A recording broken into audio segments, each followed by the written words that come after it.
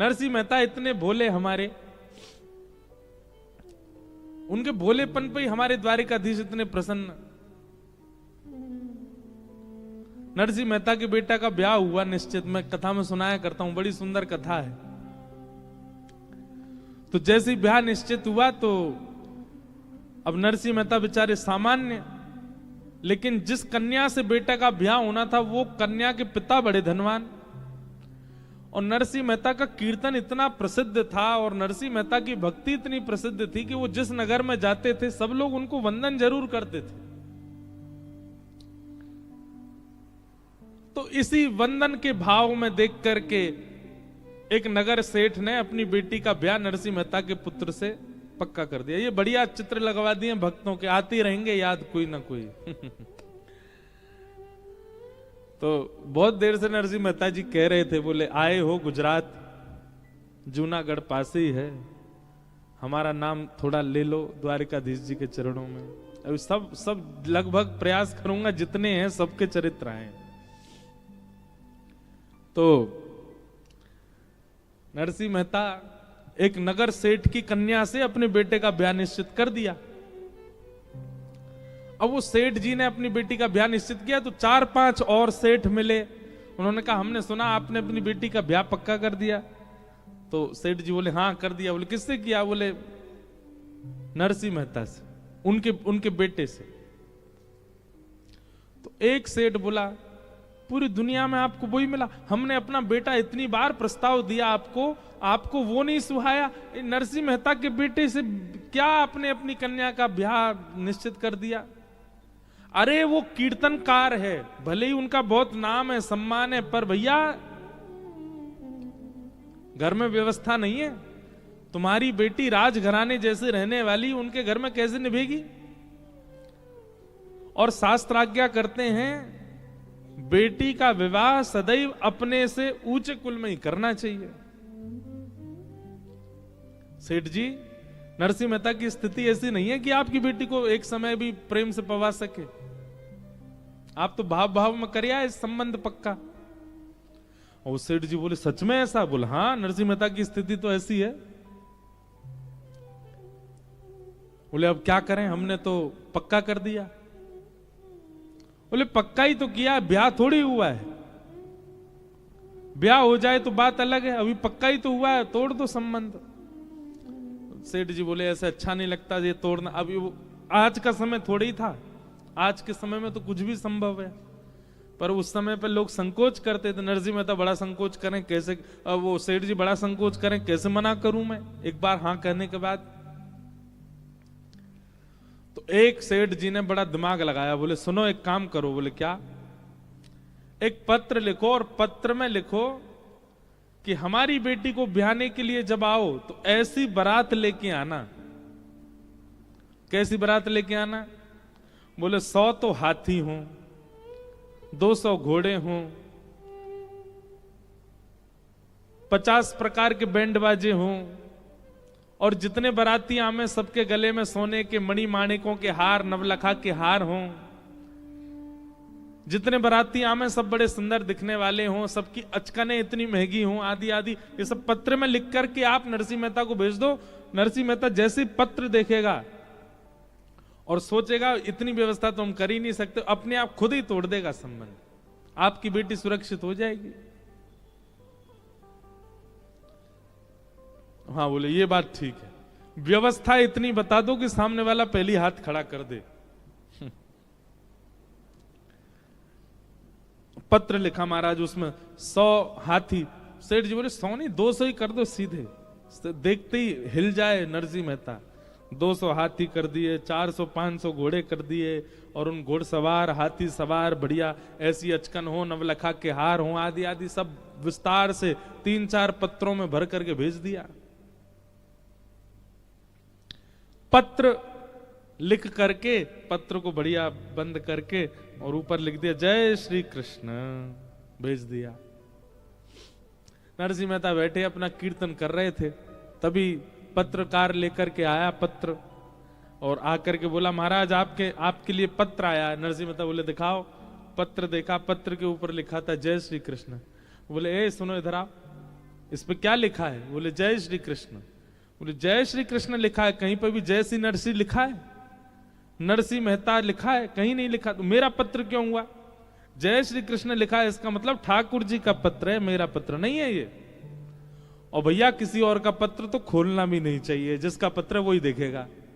नरसिंह मेहता ने खोला ही नहीं, दर दिया ठाकुर जी के। ठाकुर जी, आपके किसी प्रेमी ने आपके लिए पत्र भेजा, बड़ा भारी पत्र है, अब मैं तो इसको खोलूंगा नहीं नाथ।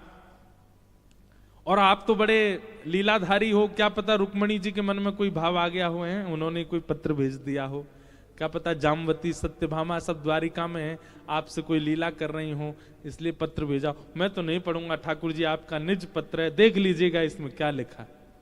और पत्र धर दिया, खोला ही नहीं। ठाकुर जी मन ही मन सोच रहे, नरसिंह 200 हाथी लिखे इसमें, खुल तो ले एक बार। पर नरसिंह मेहता तो ठाकुर जी को छोड़ दिया। अब यहां सेठ जी ने कुछ दिन प्रतीक्षा करी कि नरसिंह मेहता संबंध तोड़ने का कुछ भाव और करेंगे, पर नरसिंह मेहता की तरफ से तो कोई प्रस्ताव ऐसा आया नहीं। सेठ जी ने बीच में एक बार किसी को भेजा, बोले जाके देख पूछ के आओ नरसिंह मेहता तैयारी कर रहा है क्या।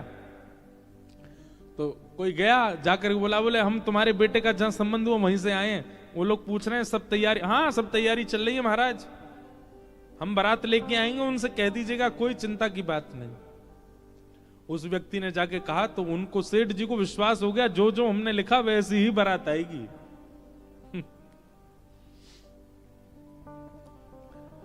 अब नरसिंह मेहता के बेटे के ब्याह का समय आया, बारात के लिए घोड़ी लेने गए। एक बेचारी घोड़ी बूढ़ी हो गई थी, मरणासन अवस्था में थी, कुछ ही दिन में उसके जो है प्राण जाने वाले थे, उसको तो लेके आए। बारातियों के पास गए तो बाराती उल्टा कर्जा बोले हमारा कर्जा है, तुम पहले वो चुकाओ फिर जाएंगे। नरसिंह मेहता के बेचारे 4-5 बाराती हो गए, उनमें भी 1-2 अंधे थे, 2-3 ऐसे थे जो बिना किसी सहारे के चल ही नहीं पा रहे, ऐसी तो बारात। नरसिंह मेहता लेकर निकले अपने पुत्र की बारात। घर में विराजमान ठाकुर जी बेचारे मन में सोचने लगे, मेरे नरसिंह ने पत्र मेरे चरणों में रख दिया, ये कह के कि आपका पत्र है, आप जानो। अब तो मुझे ही जानना पड़ेगा। और जो जो पत्र में लिखा था सब ठाकुर जी ने देख लिया। हमारे श्री द्वारिकाधीश तुरंत बलराम जी के पास गए, बोले दाऊ दादा चलो। बोले कहां? बोले बारात में जानो। बोले कौन की? एक हमारे भक्त है, के लाला की बारात में जानो, चलो। और यदुवंशियों को सबको तैयार कर दिया महाराज। इसी कलिकाल में ऐसे सुंदर सुंदर हाथी, हाथियों के ऊपर रत्न जड़ित सिंहासन, उन सिंहासनों पर सुंदर सुंदर राजा बैठे हैं, दुनिया भर के घोड़े, उन घोड़ों पर सुंदर यदुवंशी बैठे हैं। यहां से कुछ घोड़े आ रहे हैं, इधर से कुछ हाथी आ रहे हैं। इतने में बीच में जाने जाने कौन आकर के वो बूढ़ी सी जो घोड़ी चल रही थी उसको हटा के बढ़िया सी घोड़ी पर उनके पुत्र को बैठा दिया। नरसिंह मेहता सोचने लगे हमारा पुत्र घूमता रहता, उसके मित्र वित्र ही आ रहे होंगे सब। देखते ही देखते नरसिंह मेहता को क्या पता, वो तो कीर्तन करते हुए चल रहे थे। जैसा जैसा पत्र में लिखा था वैसी ही बारात निर्मित होती चली गई। दूर दूर तक महाराज देखें तो राजकुमारी राजकुमार चल रहे हैं, सब यदुवंशी। वो सेठ जी जिनकी पुत्री से ब्याह होना था, उनसे किसी ने जाके कहा, बोले नरसिंह मेहता के पुत्र की बारात आ रही है। बोले यहां से नहीं दिखेगी, किसी पहाड़ी पे ऊपर चढ़ के चोटी पे से देखनी पड़ेगी, इतनी विशाल बारात है। बारात जाकर के देखी महाराज, ऐसे ऐसे हाथी, ऐसे सुंदर उनके दांत, ऐसे सुंदर घोड़े, ऐसे सुंदर राजकुमार। और उस बारात में सबसे आगे जब देखा तो नरसिंह मेहता का पुत्र एक घोड़ी पर बैठ करके चल रहा है, और एक तरफ साक्षात श्री बलराम जी और दूसरी तरफ श्री द्वारिकाधीश नृत्य करते हुए बारात लेकर के जा रहे हैं। क्यों? नरसिंह मेहता ने समर्पण कर दिया है।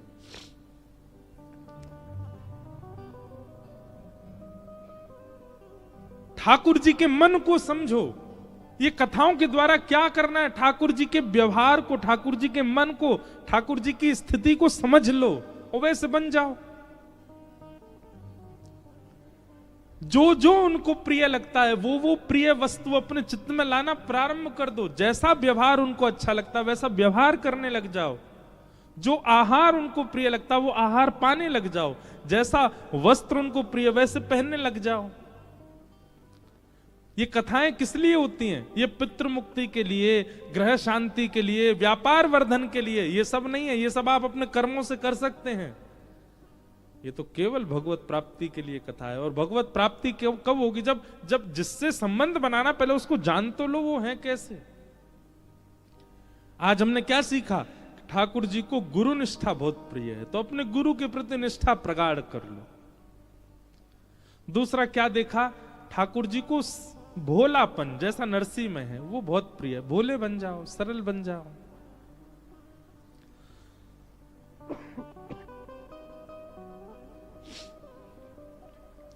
द्वारिकाधीश स्वयं राजा नहीं बने कभी, अपने नाना उग्रसेन को राजा बनाया इस नगरी का। अब इससे क्या सीखते हैं हम?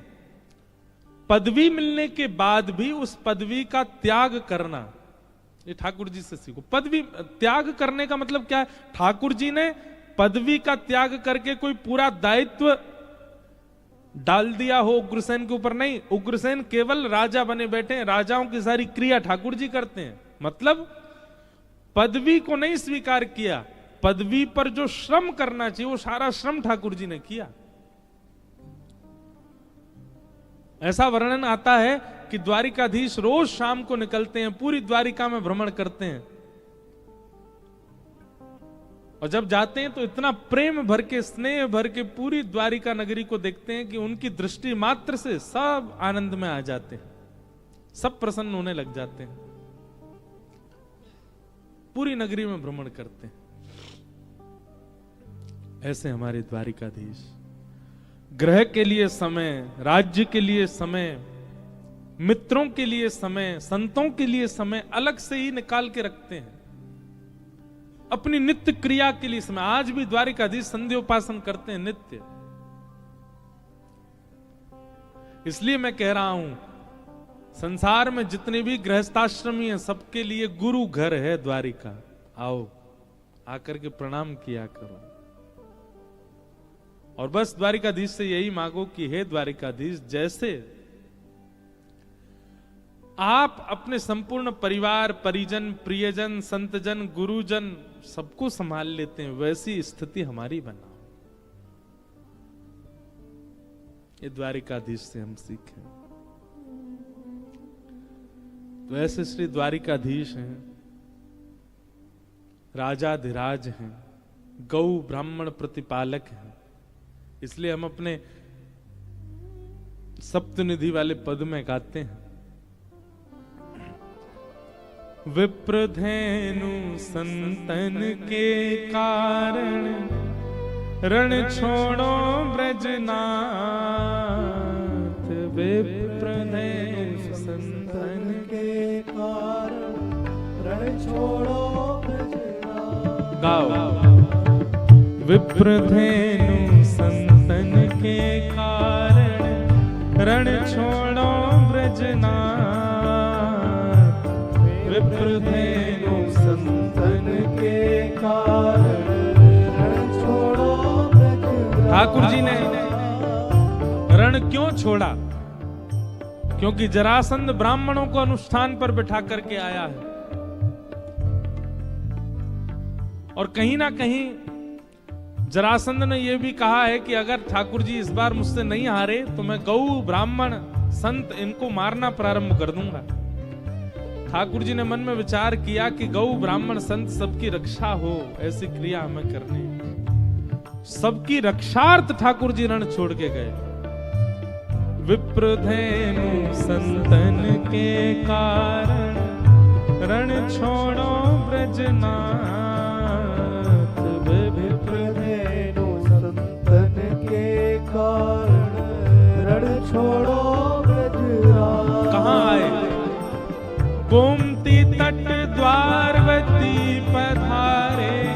गोमती तट द्वारवती पधारे। गोमती गोमती तट द्वारवती पधारे, कहलाए द्वारिका नाथ, वृंदावन मेरो वृंदावन, देश वृंदावन मेरो वृंदावन, गोमती तट द्वार